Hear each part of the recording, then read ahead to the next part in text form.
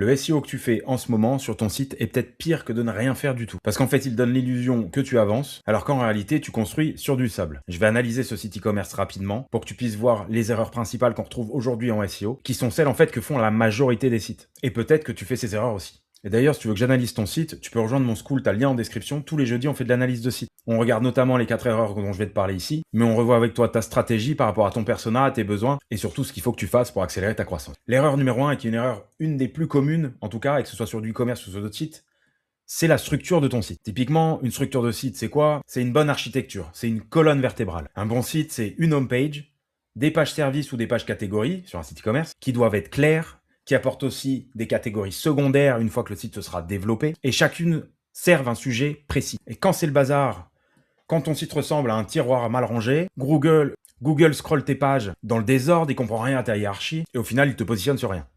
Typiquement ici, tu vois, on va avoir bon, un petit logo sympa qui a été travaillé, peut-être beaucoup trop. L'accueil, qu'est-ce qu'il fait ici? Ça n'a rien à faire ici. Tout le monde sait qu'aujourd'hui, du moins dans la tête de tous les utilisateurs, tous ceux qui naviguent sur des sites, on va cliquer sur le logo et on va se retrouver sur la homepage. On le sait. Donc le mot accueil ne sert à rien. Ça prend une position pour rien, ça dégage. Ensuite, tu vas voir ici, donc c'est un site qui est spécialisé dans les friandises pour chiens apparemment, donc c'est bien parce que on te le met en avant sur le visuel. Et moi, j'aurais bien aimé l'avoir aussi dans le titre. J'aimerais bien avoir un H1 qui me dit t'es au bon endroit, tu fais, voilà. Moi, mon H1, il est vide ici, ça c'est déjà rédhibitoire, et on n'est même pas encore en train d'analyser la structure.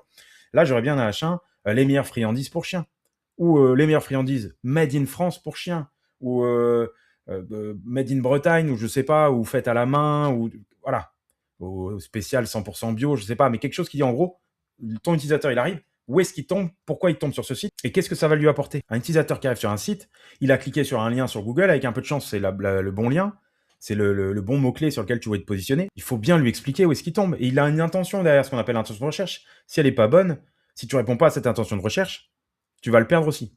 Bon, je reviens sur la structure. Là, typiquement, j'ai les friandises. OK.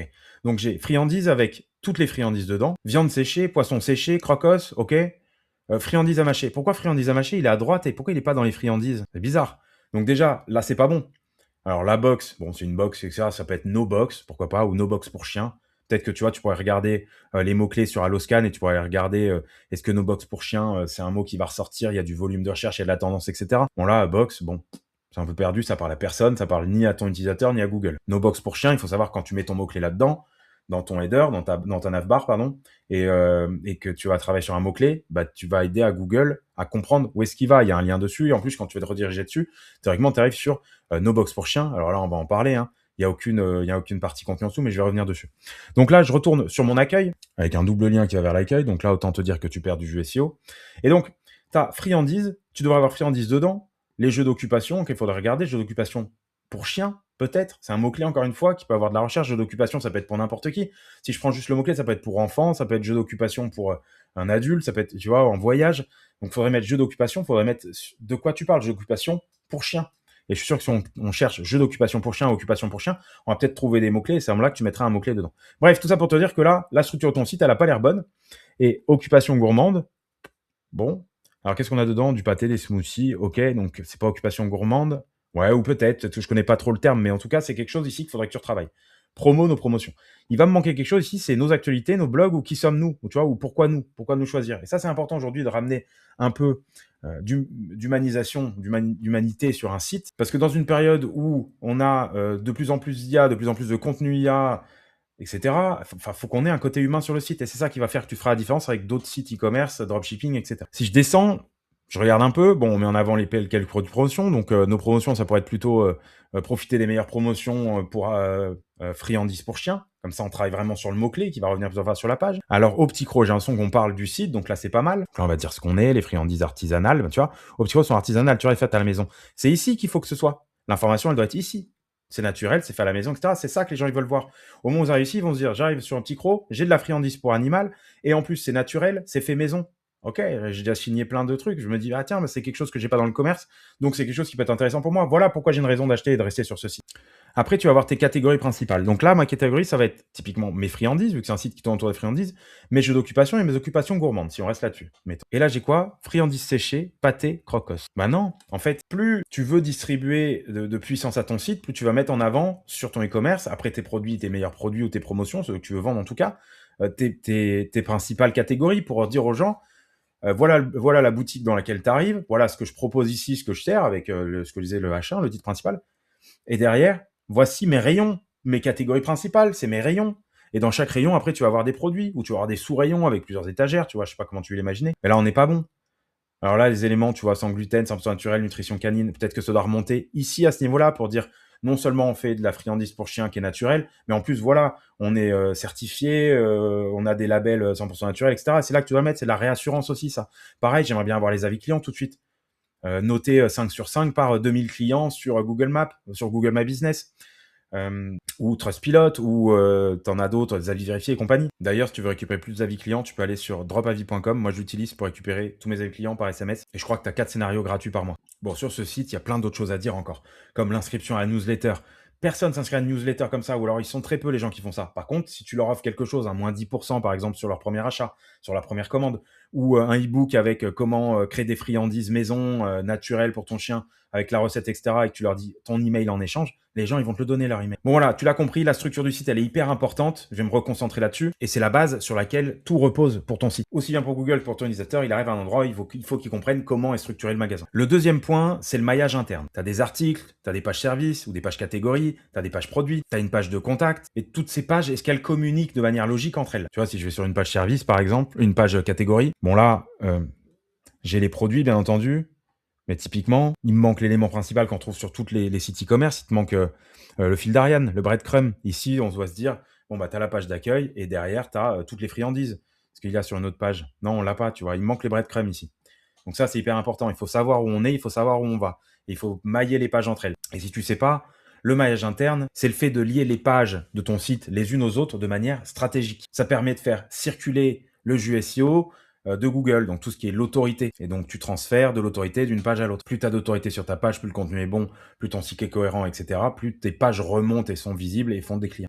Et donc, si tu as un bon maillage interne, quand Google il arrive sur ton site, il suit tous les liens qu'il y a entre tes pages, il comprend un peu tout, et il indexe un peu tout ça, si le contenu est bon et puis il y a d'autres conditions. Mais si d'ailleurs c'est pas ça, si ton maillage interne il est pas bon, Google il va pas pouvoir passer dessus, il va pas pouvoir indexer, et d'ailleurs tes utilisateurs ils vont même pas trouver tes pages, ils vont avoir du mal à les trouver ou comprendre des correspondances entre elles, etc. Et en gros, il faut que tu vois ça comme le parcours que fait ton utilisateur. Et typiquement, là, s'il arrive sur friandise à mâcher, donc il manque d'informations ici, hein, et je pourrais prendre par exemple ça, traché d'agneau, je suis bien tombé, bon truc. Là, le premier lien que je vais avoir, c'est frais d'expédition. Donc, tu pourrais me dire, ah bah oui, bah on monte les frais d'expédition. Sauf que moi, je voudrais plutôt voir ici, retour à la page catégorie, si j'ai envie de retourner à la page catégorie, et pas forcément faire le petit bouton en arrière qui est sur mon navigateur.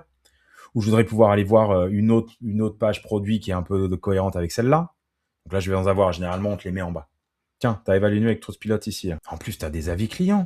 Je comprends pas qu'un site avec 108 avis clients, il ait pas mis ses avis clients sur la homepage. Ou je les ai ratés, c'est pas possible. Ah oui, d'accord, en tout petit ici. Super.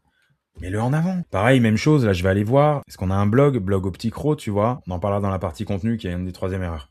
Je clique sur un article. Bon, bah j'ai des éléments. Alors j'ai des applications, tu peux utiliser Check My Link, tu vois, pour voir quels sont les liens qu'il y a sur la page qui ressortent. Enfin là, j'ai pas de lien interne, je vois pas de lien interne. Tu vois, j'ai pas de lien interne. T'écris un article de blog, super. Les aliments interdits pour chiens. Tu crois pas qu'il y a ChatGPT qui va les lire dessus? Alors là, on va dire que c'était en 2003. Donc bon, il n'y avait pas encore de d'IA. Tout ce qui est informationnel, aujourd'hui, les aliments interdits pour chiens, les gens, ils vont les taper sur ChatGPT ou sur d'autres et ils vont les trouver. Là, si tu fais les aliments interdits pour chiens, déjà, il faut que tu apportes tes compétences à toi, une connaissance, pourquoi pas une vidéo où tu présentes tout ça. L'IA va pas faire de vidéo d'elle-même dans ses résultats, tu vois, les LLM. Donc en gros, il va te donner un article. Toi, il faut que dans ton article, tu mettes, si je me concentre sur les liens, bah, typiquement, tu links ta catégorie. Tu dis les aliments interdits pour chiens, blablabla, mais retrouver notamment les friandises qui sont autorisées pour chiens. Et là, tu fais un lien vers ta page tes friandises. Tu vas donner du jus SEO qui va arriver sur ta page des aliments interdits pour chiens vers ta page friandises. Alors attention, je dis pas qu'il faut pas faire de contenu informationnel. Il faut faire du contenu informationnel pour avoir cette autorité de site naturelle. En gros, tu dis que tu connais tous tes sujets, tu travailles sur tous tes mots-clés à 360 degrés, mais tu peux pas concurrencer les LLM, donc tout ce qui est ChatGPT et compagnie, sans apporter beaucoup plus d'informations de ta part. Donc je faisais une vidéo, une expérience personnelle, un tableau comparatif, quelque chose en fait qui fait que on a vraiment envie de rester dessus. Peut-être une infographie, tu vois, tu peux créer une infographie. C'est visuel. Il y a des choses, les infographies, tu peux les créer avec Nano Banana, c'est pas un sujet ça. Bah, je te propose d'enchaîner sur la troisième élément, sur le troisième chose, qui est une des erreurs que je retrouve aussi sur pas mal de sites, notamment dans les analyses de sites qu'on fait le jeudi, la production de contenu. Si je regarde sur ce site, tout à l'heure j'avais regardé plusieurs sites, voilà, Opticro. J'ai un site avec 80 pages positionnées, c'est pas mal. Sauf que tu vois, je l'avais vu, j'ai un site qui glisse. Et j'ai un site qui glisse parce que, bon, il y a toutes les problématiques que je t'ai dit, la structure est pas bonne, il n'y a pas de contenu qui est créé, donc ça c'est important. Le maillage interne, il est inexistant. On pourrait regarder la partie autorité, je pense que l'autorité, elle est aussi très basse. Et l'autorité, t'es pas obligé d'acheter des backlinks à droite et à gauche pour en avoir, hein. Tu peux faire travailler sur tes réseaux sociaux, travailler sur YouTube, par exemple, et faire du lien depuis YouTube. Tu peux avoir de la citation depuis d'autres sites. Tout ça, c'est de l'autorité naturelle. Les gens qui viennent des réseaux sociaux, qui commandent tes publications ou tes réseaux sont bien reliés sur ton site, ça fait de l'autorité. Donc là, je te disais, le site, il glisse. La répartition organique, on a beaucoup de pages qui sont positionnées après la page 2 et tu vois, on a 75, presque 90% du trafic qui est entre la page 2 de Google et la page 100 au niveau des positions. C'est pas possible. C'est un site qui va jamais avancer, ça. Et il avance pas parce qu'il crée pas de contenu. Je te le montrais là, ici, sur la partie blog. Il n'y a pas de contenu. De toute façon, les articles de blog, il y en a 2. Regarde, 2022, etc. La digestion chez le chien. C'est intéressant. Faudrait que t'en parles. Faudrait que la personne, elle montre un peu plus de choses. L'article, il est trop pauvre. Sémantiquement, il est pauvre. La digestion chez le chien. Je pense qu'on a un peu d'informations, mais est-ce qu'on répond vraiment à l'intention de recherche? Peut-être. Moi, je connais pas extrêmement bien la partie animaux, du moins thématique animale.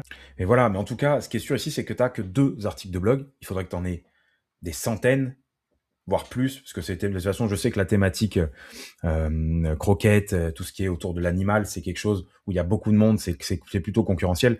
Donc il faudrait travailler sur du contenu à 360 degrés. Donc tu dis par exemple, je travaille sur les viandes séchées et je vais créer plein d'articles de blog autour de la viande séchée.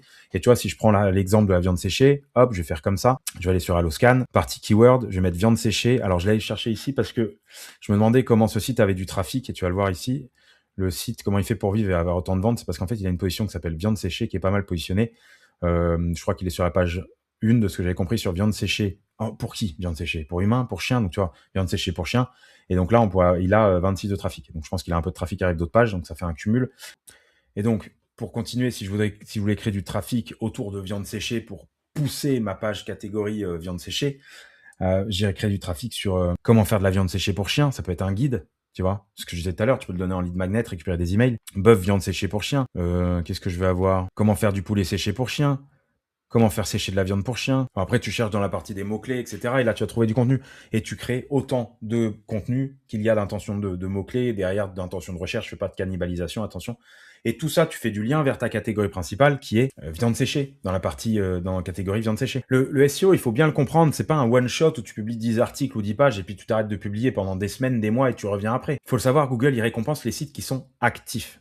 Plus tu es actif, plus tu es récurrent et plus tu réponds au minimum d'avoir des contenus intéressants, cohérents, qui répondent à une intention, une attente de l'utilisateur quand il est sur ton site, plus Google te met en avant. Ceux qui publient et qui mettent régulièrement à jour leur contenu, qui montrent qu'ils sont toujours là, ils sont poussés et remontent dans les tops de Google. Alors, il y a plein de choses à mettre en place, mais déjà, si tu publies régulièrement et que tu fais des choses cohérentes, tu montes. Et si tu sais pas comment publier et si tu sais pas comment faire des choses cohérentes, tu as toutes les formations dans le school, plus les lives 2 fois par semaine. Et tu as 7 jours pour essayer gratuitement. Tu as le lien en description. La régularité, il faut le comprendre, c'est un signal clair. Ça montre que ton site est vivant, qu'il est pertinent, qu'il continue d'évoluer dans le temps. Il y a tellement de concurrence aujourd'hui qu'il faut que tu comprennes que ceux qui publient pas, ceux qui se battent pas tous les jours, ou au moins chaque semaine, ils sont voués à disparaître. En gros, il faut que tu te donnes un rythme. Il faut que tu comprennes que tu as un rythme, tu te donnes un rythme et tu publies. Si tu peux publier qu'une fois par semaine, tu publies une fois par semaine. Mais tu le fais toutes les semaines. Si tu publies 2-3 fois par semaine, tu publies 2-3 fois par semaine. Et sache-le, chaque nouveau contenu que tu publies sur ton blog, par exemple, parce que tes pages produits et tes catégories, elles sont finies. Et là encore, j'ai pas analysé la catégorie, je te le ferai dans une autre vidéo. Et d'ailleurs, si tu veux que je regarde ton site, tu peux aussi me mettre ton site en commentaire et jetterai un coup d'œil dans une de mes vidéos. Mais là, il y a des choses à dire sur la page catégorie. Bref, je te disais, chaque contenu est une porte d'entrée. À chaque fois que tu crées un contenu sur un mot-clé, c'est une porte d'entrée vers ton site, aussi bien pour du jeu SEO que pour de l'utilisateur. Et si tu arrives bien à mettre des éléments de conversion dans tes pages, bah, tu peux faire driver du trafic vers tes pages catégories, tes pages produits directement et faire des ventes. A plus B. Ou même chose sur les sites de service. Et l'erreur numéro 4, c'est une erreur hyper commune, surtout aujourd'hui en 2026, c'est de croire que le SEO, il est isolé, il est juste sur son site web. C'est faux, c'est fini. Cette période qui a duré 15 ans, elle est terminée. Aujourd'hui, le SEO, c'est un site qui est cohérent, qui est structuré, qui a du contenu, qui a de l'autorité, tout ce qu'on parle, qui charge vite, il y a plein d'éléments à prendre en compte, mais c'est aussi un SEO off-site, marketing, brandé autour de ton site. Il faut savoir que quand tu travailles sur un réseau social à côté, par exemple, YouTube, Google indexe les vidéos YouTube. Il prend les informations sur les vidéos YouTube que tu peux même intégrer sur ton site. Tu peux mettre des liens sous tes vidéos YouTube qui envoient vers ton site. Pourquoi tu ne le fais pas? T'es pas obligé de te filmer quand tu fais une vidéo. Tu peux filmer ton écran. Tu peux dire, je vous parle aujourd'hui des fromages à mâcher cheese bun, tu vois. Tu peux très bien filmer ton écran et dire, il est super ce produit parce que ça, tu prépares ton script. C'est mieux si tu as un produit que tu peux le montrer, mais si tu peux pas le montrer, tu montes le produit à l'écran et tu peux le filmer. C'est un exemple, il y a plein d'exemples. Alors c'est un peu flingué ce que je donne comme exemple, mais je suis sûr que ça marcherait en expliquant bien ce que c'est. Et tu fais une vidéo courte qui dure 30 secondes, 1 minute, et oublie pas de faire ton CTA à la fin, like ma vidéo si ça t'a plu, abonne-toi à ma chaîne, retourne sur... va voir mes produits sur mon site. Ben d'ailleurs, si ça vous plaît, mettez un petit like sur ma vidéo, ça m'aide beaucoup. Merci d'avance. En plus, il faut savoir que quand tu travailles sur un réseau social, tu vas animer une communauté et ça monte ton expertise. Tout ça, ça rentre dans le critère d'expertise dont Google il a besoin pour savoir que ton site est réel, qu'il apporte de l'information pertinente à ses utilisateurs. Et en plus, quand tu es sur tes réseaux sociaux, alors sur YouTube en vidéo, ou sur Instagram en photo ou en vidéo, tu peux aussi toucher des gens qui veulent pas lire. Tu peux toucher des gens qui veulent juste capter de l'information et se dire, bah tiens, ça j'en cherchais depuis des semaines, mais j'ai la flemme d'aller faire ma recherche. Tu m'as capté sur Insta, hop, et tu m'envoies sur ton site, et là, bah ok, c'est ça que je veux, donc je vais l'acheter, je vais l'ajouter à mon panier, tu vois. Le site, il est beau visuellement. Il manque juste beaucoup d'éléments SEO, mais le site, il est beau visuellement. Donc en gros, s'il y a un travail SEO qui est fait, s'il y a un travail réseaux sociaux qui est fait à côté, c'est déjà bon. Et là, en allant voir sur les réseaux sociaux, donc là, on voit qu'on a 6500 followers. Avec de l'animal, c'est plutôt sympa à faire, et c'est pour ça, à mon avis, que le site fonctionne aujourd'hui. Il a du traffic qui doit arriver pas mal de la partie réseaux sociaux, et les ventes, elles doivent être pas mal en partie dues aux réseaux sociaux. Ouais, il y a un peu de trafic SEO, on l'a vu, mais c'est surtout partie là, réseaux sociaux, qui fait que ça marche. Et si tu n'as pas une partie réseaux sociaux en dehors de ton site, à côté de ton site, sur lequel tu communiques par rapport à ton site, tu te fermes une porte énorme, et d'ailleurs, tu te tires une balle dans le pied. Donc, ce que je te recommande tout de suite maintenant, si tu n'as pas de réseau social, t'en choisis un et tu le bombardes. Tu travailles sur ton site, bonne structure de site, production de contenu régulière, choisir une catégorie, rester sur cette catégorie, la bombarder aussi, bombarder du contenu autour comme on a vu, on allait voir sur Alloscan, et travailler sur les réseaux sociaux, pareil autour de cette catégorie. Et là, tu vas exploser. Pas tout de suite, pas dans 2 semaines, pas dans un mois, mais peut-être que dans les 2, 3, 4, 5 mois, ça va commencer à prendre, et plus tu vas être régulier, plus ça va monter. Et dès que tu maîtrises quelque chose, que ça marche bien, tu passes à la catégorie suivante ou tu passes à autre chose. Ces 4 erreurs qui sont des erreurs un peu majeures au SEO sont le pourquoi certains sites ne rankent jamais, ne rankeront jamais, ne feront jamais de vente. Tu les as, tu peux les corriger. Corrige tes fondations et tu verras vite les résultats augmenter pour toi. Voilà, si tu veux aller plus loin dans cette partie-là, sur le SEO, comprendre comment ça marche, te perfectionner, etc., tu as mon school. Tu as énormément de formations et notamment une formation e-commerce dédiée, une partie technique beaucoup plus abordable pour comprendre comment optimiser ton site toi. Et si tu veux que je bosse pour ton site, tu as mon lien aussi en dessous de cette vidéo et tu vas pouvoir me contacter et on peut bosser ensemble sur ton site. J'espère que cette vidéo t'a plu. Si c'est le cas, dis-le moi en commentaire, j'en ferai d'autres comme ça et je te dis à bientôt.